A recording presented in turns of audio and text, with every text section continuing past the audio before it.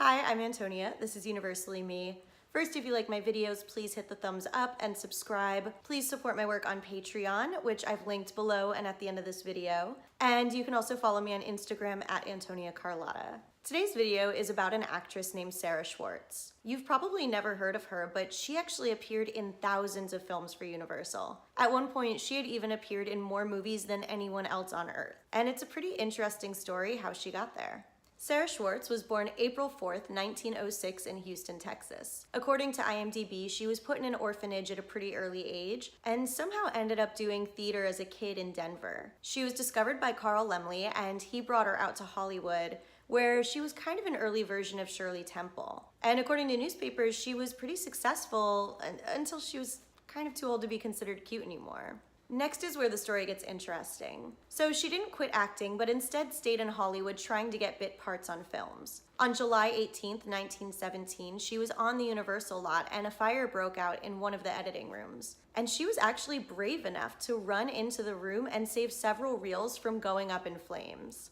She was burned pretty badly and spent almost 6 months in the hospital recovering. But Carl Laemmle was so grateful that he promised her a role in any and every Universal film as long as she wanted it. And she really did appear in almost every one. Now, a lot of times she was just an extra, maybe you would even just see her hands or her feet. But when sound started coming into film, that's when she grew into her real specialty: screaming. She became the go-to girl for screams, and she prided herself on being able to imbue a sense of emotion in her screams.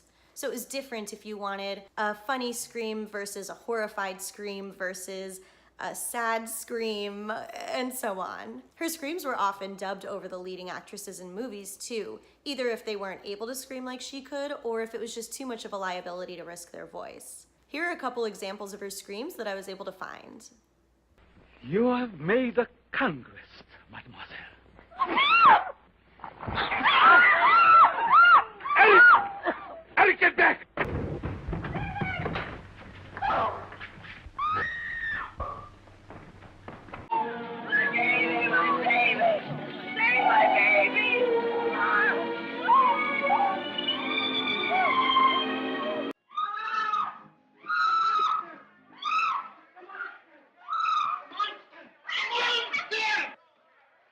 She was very serious about her craft. In order to maintain her voice and perfect her scream, she never ever drank or smoked.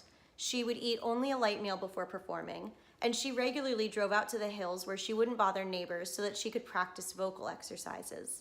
As of 1946, she had appeared in 2,157 films, and she was paid between $25 and $50 per movie.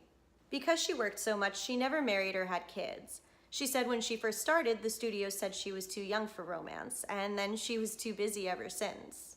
Even when Carl Laemmle left Universal Studios, he ensured that the deal with Sarah would continue. And it really did. All the way into the 1940s, she was still appearing regularly in films. She passed away in 1949 of cancer and is buried at the Hollywood Forever Cemetery here in Los Angeles. Every article that I read said that she was 50 when she died, but mathematically that doesn't quite jibe with every other article that I read that said that she was only 11 years old in 1917 when she ran into the fire to save the film. Sarah Schwartz never had any sort of top billing on a film, and she was never any sort of household name, but she's such an interesting part of film history and arguably the world's first scream queen. I'm gonna start looking and listening for her in every old Universal film that I watch, and you guys too, let me know if you ever spot her anywhere. Thank you so much for watching, and please support my work on Patreon, follow me on Instagram at Antonia Carlotta, and subscribe and share. Thanks so much. Bye.